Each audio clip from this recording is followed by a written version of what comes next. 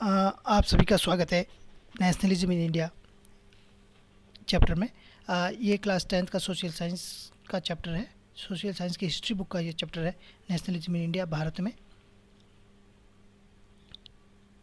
राष्ट्रवाद। भारत में राष्ट्रवाद। Myself K P Singh Rathore, TGT social science, Kendriya Vidyalaya number 1, army. This lesson is prepared by me but fully guided by our principal sir, respected principal sir M R Rawal sir. M R Rawal sir ने ही इन चीज़ों को लेके मुझे motivate किया और मुझे guide किया कि किस तरह से इस चीज़ों को करना है। तो पहले मैंने एक वीडियो बना के सर को भेजा था, बट उन्होंने कहा कि इसमें और इम्प्रूवमेंट की गुंजाइश है, तो दोबारा मैं उसको प्रिपेयर कर रहा हूँ। ठीक है, तो जब एक्सपीरियंस लोगों का कुछ फ़ायदा हम लोगों को मिलता है तो हमारा काम और बढ़िया बन जाता है। तो प्रिंसिपल सर का भी यही मोटो रहा है और वो मुझे गाइड कर रहे हैं। ठीक है, तो इसमें जो सब टॉपिक्स है, पहले हम लोग इसका इंट्रोडक्शन करेंगे, इस चैप्टर में क्या है। दूसरा, फर्स्ट वर्ल्ड वॉर का जो इम्पैक्ट था इंडिया पे क्या रहा, खिलाफत movement, non cooperation movement, different stands with the movement जो नॉन कॉपरेशन मूवमेंट के टाइम में अलग अलग जो कंट्री में दूसरे पार्ट्स में जो मूवमेंट्स हुए थे, उन्होंने भी अपने अपने मतलब अपने अपने अलग मीनिंग निकाल के नॉन कॉपरेशन मूवमेंट से रिलेटेड स्ट्रगल्स किए थे। और उसके बाद में सिविल डिसोबीडियंट मूवमेंट के बारे में देखेंगे और फिर sense of the collective belongingness. तो ये मेन टॉपिक्स है जो इस चैप्टर के अंदर हम लोगों को टच करने हैं। यहाँ पे एक माइंड मैप है। इस माइंड मैप से मैं आपको ये बताना चाहूँगा कि इस पूरे चैप्टर में हमारे पास में मेन कौन से टॉपिक है। तो नेशनलिज्म इंडिया हमारा जो मेन टॉपिक है, ठीक है। और इसका जो फर्स्ट पार्ट है वो द फर्स्ट वर्ल्ड वॉर, खिलाफत और नॉन कॉपरेशन मूवमेंट है। और दूसरा जो है सिविल डिसोबीडियंट मूवमेंट है। और तीसरा सेंस ऑफ कलेक्टिव बिलोंगिंगनेस है। तो जो फर्स्ट पार्ट है उसके अंदर आइडिया ऑफ सत्याग्रह है, रॉलेट एक्ट के बारे में पढ़ेंगे हम लोग, और नॉन कॉपरेशन मूवमेंट क्यों स्टार्ट किया गया उसके बारे में पढ़ेंगे। और इसी का एक सब पार्ट है जो different stands with in the movements. जब ये मूवमेंट नॉन कॉपरेशन मूवमेंट चला था तो उसी टाइम में कंट्री के अलग अलग पार्ट्स में, जैसे अवध में पीजेंट मूवमेंट चला था जो बाबा रामचंद्र ने चलाया था, सन्यासी आंदोलन भी चला था, फिजी में कुछ लेबर्स ने भी आंदोलन किया था इससे मोटिवेट होकर।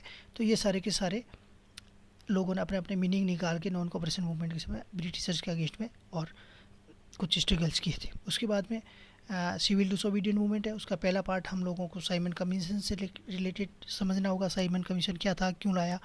उसके बाद में सिविल डिसोबीडियंट मूवमेंट का स्टार्ट जो सॉल्ट मार्च से हुआ था उसके बारे में, फिर ये मूवमेंट किस तरह से आगे बढ़ा उसके बारे में, और फिर इस मूवमेंट्स में बहुत सारी कमियाँ थी, लिमिट्स थी, वो लिमिट्स के बारे में पढ़ेंगे। और लास्ट में जो हमारा टॉपिक रहेगा सेंस ऑफ कलेक्टिव बिलोंगिंगनेस, मतलब हमने अपनी कंट्री के लिए, हमारे यहाँ के लोगों ने बहुत सारा काम किया था कि सब लोग ये समझे कि भी हम लोग एक नेशन है। तो उसके लिए उन्होंने बहुत सारे सिंबल्स वगैरह प्रिपेयर किए, फोल्कलोर्स वगैरह, फोल्कलोर्स जो है वो डेवलप करके लोगों में बांटे गए, लोगों को बताया गया भी हमारी जो कहानियाँ हैं, हमारे ग्रंथ हैं, वो सारे बहुत ही अच्छे हैं।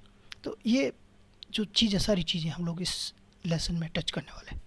ठीक है, उसके बाद में नेशनलिज्म की ऐसे तो हम लोगों ने जो डेफिनेशन है, ये वाली definition, nationalism refers to the feeling of oneness and common consciousness that emerge when the peoples living in a common territory, ठीक है, और share the same historical, political, cultural background. जब हम लोगों का राजनीतिक, ऐतिहासिक और सांस्कृतिक बैकग्राउंड है, संस्कृत जो हमारी पृष्ठभूमि है वो जब एक जैसी होती है, तब लोग क्या करते हैं कि किसी एक फीलिंग को लेके एक होने की कोशिश करते हैं, और यही नेशनलिज्म का बेस है। ठीक है, एक होने की कोशिश करते हैं ये। तो नेशनलिज्म में दो चीज़ हम लोगों को ध्यान देनी, एक तो लॉयल्टी, वफादारी, और दूसरा डिवोशन टू द नेशन, राष्ट्र के प्रति भक्ति। राष्ट्र ही हमारा सब कुछ है। ठीक है, तो ये नेशनलिज्म की एक तरह से जो डेफिनेशन है हम लोगों ने वापस रिकॉल की है। ऐसे हमने पहले चैप्टर में इसको कर रखा है। दूसरा, it involve the strong identification of the group. जैसे इसके अंदर क्या है कि जैसे भारत एक राष्ट्र है, राष्ट्र पुरुष है, तो ये इंडिविजुअल जो है पॉलिटिकल, हर आदमी को मिलेगी, पॉलिटिकल एंटाइटी मिलेगी, पॉलिटिकल इक्वलिटी मिलेगी, तब जाके हम लोग इसको कर पाएंगे। तो लोगों को नेशनल टर्म में लाने के लिए हम लोगों को सबसे पहले जो है पॉलिटिकल इक्वलिटी डेवलप करनी पड़ेगी। ठीक है, और modern nationalism was associated with the formation of the nation state. जितने भी नेशन स्टेट है, जैसे फ्रांस से स्टार्ट हुआ था, फ्रेंच रिवॉल्यूशन से ही ये नेशन स्टेट की जो डेफिनेशन स्टार्ट हुई थी। तो फ्रांस के बाद में जर्मनी है, इटली है, ऑस्ट्रिया है, और दूसरे जो बाल्कन कंट्रीज़ थे वो लोग भी आज़ाद होने की कोशिश में लगे हुए हैं। बहुत सारे ऐसी कॉलोनीज है जो रशिया के पास में, तो वो भी लोग फ्री हुए। तो इन लोगों ने अपनी एक नई आइडेंटिटी स्टार्ट की और that is known as the nation state. मतलब इनकी सबकी बहुत सारी चीज़ें कॉमन थी, इनकी लैंग्वेज कॉमन थी, इनके जो हिस्ट्रिकल बैकग्राउंड सबका कॉमन था, कल्चर कॉमन था। तो इन लोगों ने अपने को एक करने के बाद में एक नेशन स्टेट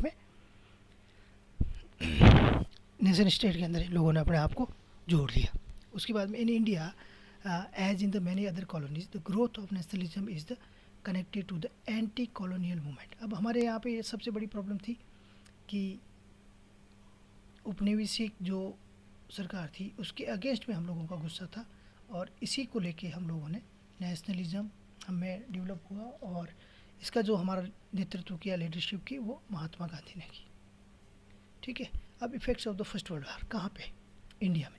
इंडिया के ऊपर फर्स्ट वर्ल्ड वॉर का क्या इफ़ेक्ट हुआ? ठीक है। अगर फर्स्ट वर्ल्ड वॉर नहीं होता तो हो सकता है कि हम लोगों को 1947 के अंदर जो आज़ादी मिली है तो शायद वो 60 या 70 के दशक तक नहीं मिल पाती। ठीक है, नहीं मिल पाती, क्योंकि उसका बहुत बड़ा लॉजिक था कि उस टाइम में ब्रिटिशर्स ने अपने बहुत सारे जितने भी यूथ पीपल्स थे वो इस वॉर में खो दिए थे। अगर वो नहीं खोता तो हो सकता है कि वो लोग हम लोगों को और आने वाले कुछ टाइम तक फ्री नहीं करते। ठीक है। तो पहला इफ़ेक्ट तो ये था कि वॉर की वजह से ब्रिटिश गवर्नमेंट का डिफेंस एक्सपेंडिचर बढ़ गया था। डिफेंस एक्सपेंडिचर, रक्षा खर्च ये जो था ये बढ़ गया था। इसके बढ़ने से क्या हुआ, उन्होंने सीधा जैसे उनका वहाँ पे खर्चा बढ़ा तो उन्होंने हमारी जेब काटनी शुरू कर दी। हमारी जेब कैसे काटी? इंक्रीज इन द टैक्स बढ़ा दिया, कस्टम ड्यूटी बढ़ा दी। और जब ये दोनों बढ़ गए तब एक उसका साइड इफ़ेक्ट हुआ, और जो प्राइसेस हमारे यहाँ की चीज़ों की प्राइसेस थी वो और तेज़ गति से बढ़ने लगी। ठीक है। और ये सारी चीज़ें इन्होंने किस लिए की थी? इन लोगों ने अमेरिका वगैरह से जो तटस्थ कंट्री थी फर्स्ट वर्ल्ड वॉर में, उनसे लोन लिया था, वॉर लोन, युद्ध लड़ने के लिए। उनको टैंक खरीदने थे, उनको हवाई जहाज़ खरीदने थे, उनको तोपें, जो भी असला हथियार खरीदने थे, तो उसके लिए लोन चाहिए था। और लोन के लिए उनको लोन तो मिल गया, लेकिन लोन रीपे करने के लिए उन्होंने क्या किया? टैक्स इंक्रीज़ कर दिया। किसका? हम लोगों का, इंडियंस का। ठीक है। फिर उसके बाद में दूसरा जो मेन वॉर का इफ़ेक्ट था कि एक्सट्रीम हार्डशिप स्टार्ट हो गई। हार्डशिप का मतलब ये हो गया कि हम लोगों की बुरे दिन शुरू हो गए थे। बुरे दिन कैसे? कि फर्स्ट वर्ल्ड वॉर में एक तो प्राइसेस बढ़ गए, एक ऊपर से क्या हुआ कि प्राइसेस बढ़ गए तो खाने पीने की चीज़ों के लाले पड़ने लगे। दूसरे ब्रिटिशर्स ने क्या किया कि जो हमारा जो एक्स्ट्रा जितना भी ग्रेन्स प्रोड्यूस हुआ था उसको लेके उन लोगों ने अपनी कंट्री को सप्लाई कर दिया, और जहाँ जहाँ पे उनकी आर्मी लड़ रही थी आर्मी के राशन के लिए भेज दिया। तो अब हुआ क्या? एक तो हम लोग टैक्सेस दे रहे हैं, एक कस्टम ड्यूटी दे रहे हैं, ऊपर से हम लोगों के लिए प्राइसेस बढ़ गए। अब जो हमारा एक्स्ट्रा प्रोडक्शन था उसको भी इन लोगों ने छीन लिया। अब छीन लिया तो बुरे दिन हमारे शुरू हो गए।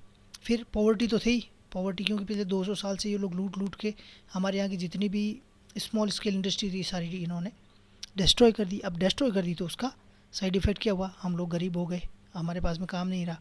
ठीक है। और तीसरी चीज़ इन लोगों ने क्या किया, अब युद्ध लड़ने के लिए फ़ौजी चाहिए, सोल्जर्स चाहिए, सिपाही चाहिए, तो इन्होंने फोर्स रिक्रूटमेंट स्टार्ट कर दिया। ठीक है। और फोर्स रिक्रूटमेंट किसके लिए? ब्रिटिश रूल के लिए, हमारे इंडिया के लिए नहीं, इनको ब्रिटिश मोर्चों पे लड़ने के लिए। ठीक है। तीसरी चीज़ जो उस टाइम में सबसे बड़ी चीज़ हुई थी, और ये आज से 100 साल पहले, अभी जो हमारा कोविड-19 चल रहा है, कोरोना सबको घर बिठा दिया है, और इस कोरोना ने ही आज मुझे ये लेसन बनाने के लिए मोटिवेट किया है, मजबूर नहीं, मोटिवेट किया। ठीक है। तो आप लोग ये मत देखना कि भाई कोविड-19 की वजह से कि भी सर इसी नहीं, इसकी वजह से मुझे ये लगा कि मैं आप तक कैसे एक अच्छा सा लेसन पहुंचा सकूं। ठीक है। तो अब भैया घर बैठे हैं, इतना ज़्यादा डिस्टर्बेंस नहीं है, तो we can do something new. ठीक है। हाँ, तो आज से 100 साल पहले 1918 और 19 के अंदर, और 1921 के अंदर, अभी 20 चल ही रहा है, 100 साल पहले की बात है। तो फूड शॉर्टेज का एक रीज़न मैंने बताया कि इन लोगों ने एक्स्ट्रा क्रेज जितना भी था ब्रिटिशर्स लेके चले गए। दूसरा क्या है कि उस साल हमारी जो क्रॉप फेलियर हो गया। क्रॉप फेलियर का मतलब फसल ख़राब हो गई, फसल हुई नहीं। ठीक है। फसल ख़राब होने के 2-3 रीज़न थे। एक तो कहीं कहीं पे फेमाइन पड़ गया, जैसे राजस्थान, गुजरात, महाराष्ट्र, यहाँ पे बहुत ज़्यादा अकाल की स्थिति थी। उड़ीसा में अकाल था। ठीक है, आंध्र प्रदेश के कुछ इलाकों में अकाल था, कुछ जगहों पे बाढ़ आ गई, बाढ़ आने से भी फसल ख़राब हो गई। और तीसरी सबसे बड़ी प्रॉब्लम आई, अभी जो कोविड-19 चल रहा है, तो उस टाइम में एक स्पेनिश फ्लू चल रहा था, स्पेनिश फ्लू चल रहा था। और इस स्पेनिश फ्लू ने हमारे इंडिया में near about 12 to 13 million peoples की जान ले ली। ठीक है ना, heavy toll of the life, this is called due to epidemics, महामारी। ये महामारी थी और इस महामारी की वजह से 12 से 13 करोड़ लोगों की जान चली गई। नहीं, 120 करोड़, मतलब 12-13 नहीं, 120 लाख के आसपास में, 120 करोड़ से 130 करोड़ के बीच में लोगों की जान चली गई।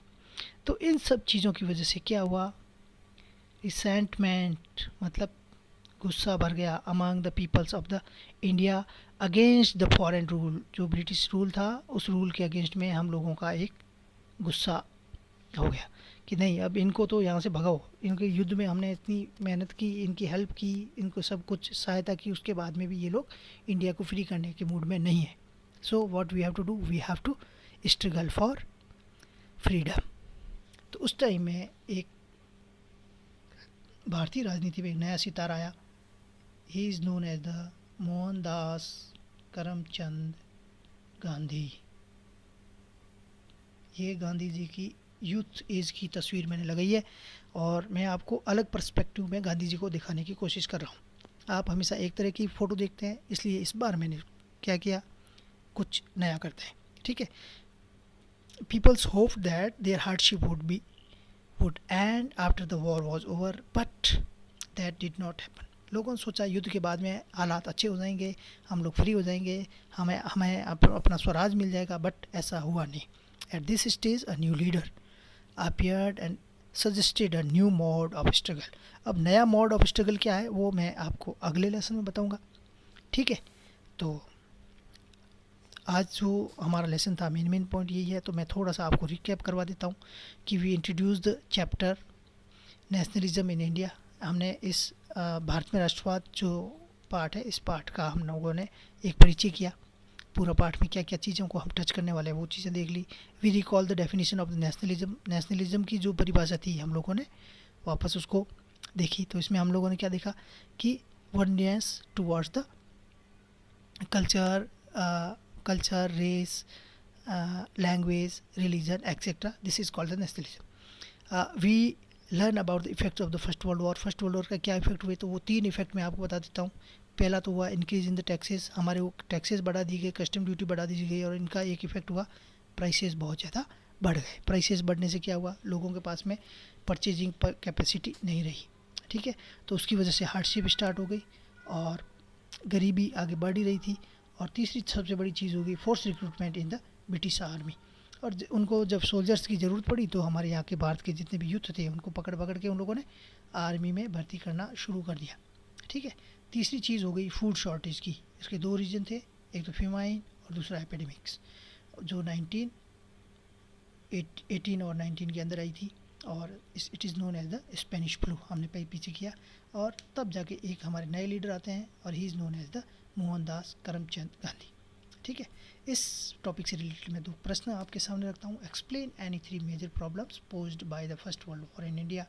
इंडिया में प्रथम विश्व युद्ध की वजह से जो समस्याएं आई, कोई 3 समस्याओं का उल्लेख कीजिए। और why were the taxes increase during the first world war. First world war के टाइम में जो कर है वो क्यों बढ़ाए गए, इसके बारे में। Thank you, have a fruitful day. आज के लिए इतना ही। और मैं कंवरपाल सिंह अपनी टीम के साथ में आप सभी को धन्यवाद देता हूँ। Thank you.